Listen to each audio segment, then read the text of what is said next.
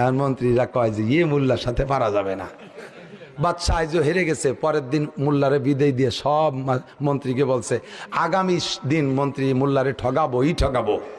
System কি, তোমরা প্রত্যেকে একটা ডিম নিয়ে আসবা, মুরগির ডিম।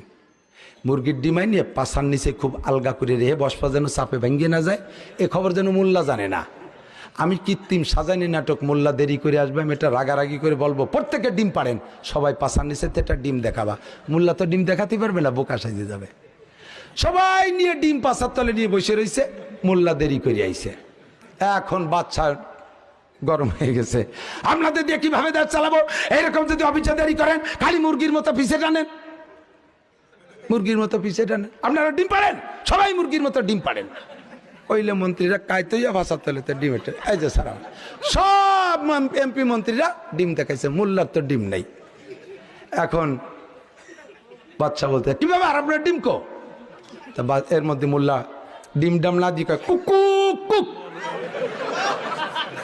বলে কিভাবে ডিম দেবে না, কুকুক করলে কাজ হবে না। কয় স্যার এতগুলো মুরগি ডিম পারলো, একটা মোরগ না থাকলে তো ডিম সব ফুটবে না, আমি মোরগ।